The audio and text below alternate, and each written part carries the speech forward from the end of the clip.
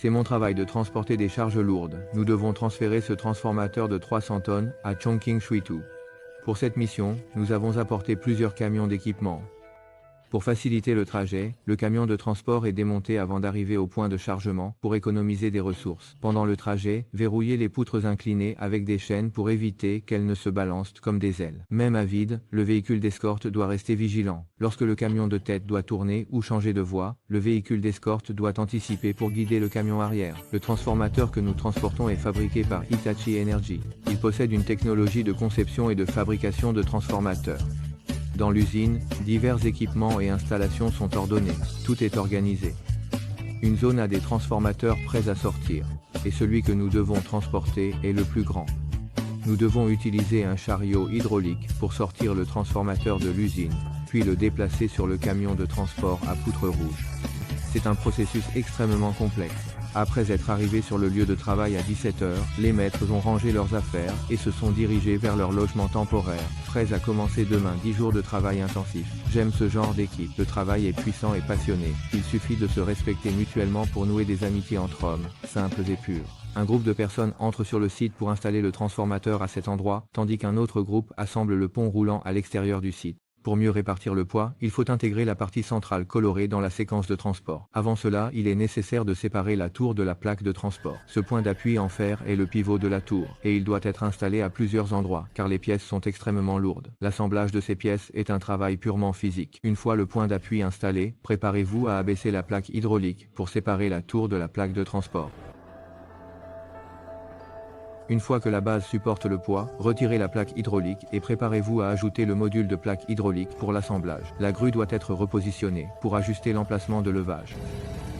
On peut maintenant voir clairement l'état des pneus de la plaque. Ce n'est qu'un module de ligne à 4 essieux ajouté. Une fois l'assemblage terminé, il y aura 16 lignes d'essieux. Alignez précisément les mécanismes de connexion des deux côtés et verrouillez-les avec cette petite goupille. Si ça ne rentre pas, cela signifie qu'il y a un décalage. Il faut encore ajuster la position de la plaque latérale. Serrez les vis de connexion supérieure et connectez le circuit hydraulique. Pour transporter, soulevez le transformateur avec un cric. Ajoutez des traverses pour aligner le transformateur à la plaque hydraulique. Rangez traverses et conduites, puis placez la plaque hydraulique pour préparer le déplacement. Les routes étroites nécessitent un transporteur hydraulique à 4 lignes pour déplacer le transformateur hors site, puis un camion poutre pour le transport longue distance. Après plusieurs ajustements, la plaque est parallèle au transformateur et nous installons les rails. À cause de l'espace limité, nous utilisons des rails légers, faciles à manipuler. Comme le coefficient de glissement est assez élevé, des coussinets en caoutchouc sont nécessaires sur les rails. Ce tas est composé de composants pour l'assemblage et le verrouillage des rails en acier. D'abord, introduisez des rails longs et ajustez leur position. Puis, utilisez des fixations pour verrouiller les joints des rails. Lors de l'installation des fixations, appliquez suffisamment de graisse sur les rails. Après avoir utilisé la clé électrique, il faut continuer à serrer manuellement les écrous. L'installation est terminée, abaissez le transformateur et commencez à le déplacer.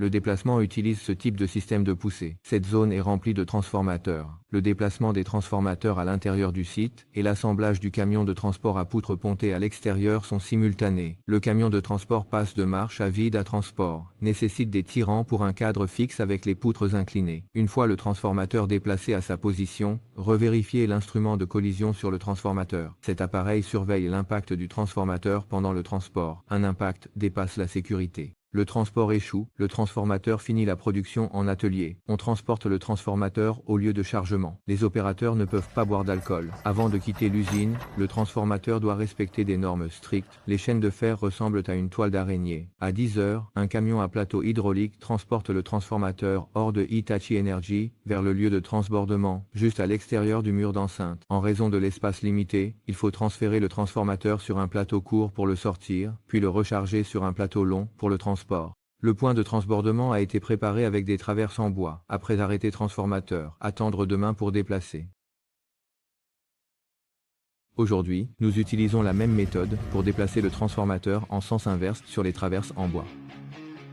Après le retrait, les 4 colonnes de plaques hydrauliques sont démontées. Les 4 colonnes de Qiaoshiliang doivent être démontées, transportées et assemblées avant l'arrivée du convoi à la centrale pour charger le transformateur. La tête de camion s'unit au transporteur et se place pour l'assemblage. Après connexion de la barre de traction, les conduites d'air synchronisent le freinage du tracteur avec les plaques hydrauliques. L'opérateur des plaques hydrauliques, Tang Yong, s'est déjà installé à son poste de travail. Les poutres inclinées s'insèrent dans la position d'assemblage. Une légère déviation lors du positionnement peut entraîner des difficultés à assembler la poutre principale. Après confirmation avec un mètre ruban, commencez l'assemblage. Une fois l'assemblage d'une extrémité de la poutre principale terminé, l'autre extrémité de la poutre inclinée est mise en position. Une fois les 2 extrémités en place, insérez les goupillets pour verrouiller. Ainsi, l'équipement est encadré à l'intérieur. La dernière étape pour soulever l'équipement consiste à installer des cales pour chaque point de levage. Soulevez la plaque du chariot hydraulique et utilisez les poutres principales des 2 côtés pour soulever le transformateur. Pendant le processus de levage, observez attentivement l'ensemble du cadre pour éviter tout problème dû à une contrainte soudaine. Après plusieurs essais, le transformateur a été soulevé avec succès. Une fois le transformateur soulevé du sol, retirez les madriers et rangez l'équipement. Le convoi est sur le point de partir, tout le monde doit monter à bord.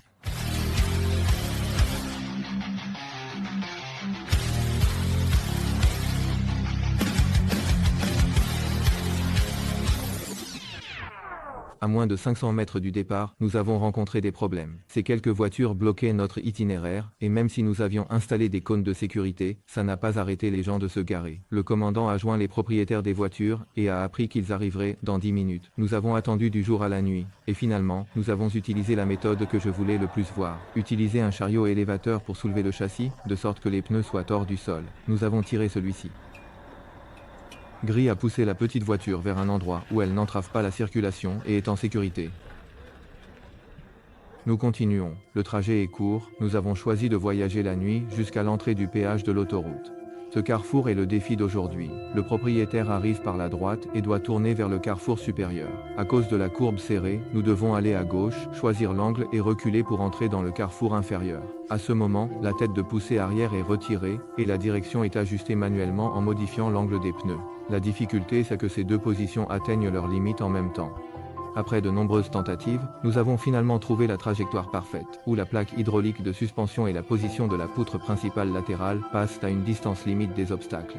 Le convoi se met en position et avance sur l'itinéraire prévu.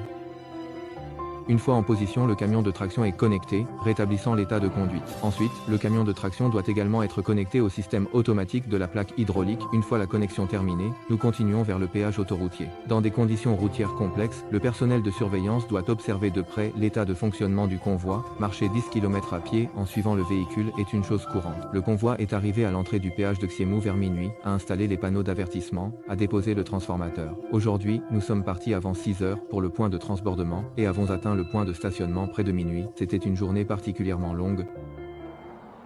De la station Xiemu à Shuitu, il n'y a que 34 km, atteignables en demi-journée. Avant de prendre l'autoroute, nous vérifions les documents des véhicules. Le poste a été démantelé, passage sans encombre. Le virage est large, pas besoin de rouler à contresens pour entrer. Après être monté sur l'autoroute, la police a régulé le flux derrière nous. Nous n'avons qu'à observer l'état de conduite des conducteurs, et tout devient fluide. En traversant les ponts, pour réduire la charge sur la structure, les gros véhicules ne sont pas autorisés à monter sur le pont en même temps. Il faut maintenir le flux en dehors du pont. En 37 km, nous avons traversé 27 ponts et 3 tunnels. Le convoi se dirige vers la bretelle de sortie, et nous pouvons déjà voir la centrale Huaneng. La barrière à gauche a été enlevée, permettant de passer. Si l'équipe de reconnaissance ne passe pas, il faudra partir en urgence la nuit. Après le départ, le personnel de Chongqing a pris le relais, disant aux véhicules derrière de céder le passage à l'avance. Merci aux amis de Chongqing pour leur coopération. Nous continuons à avancer vers la centrale électrique. Le 4e jour, nous sommes arrivés au projet de centrale électrique à turbine à gaz de Huaneng Chongqing Liangjiang.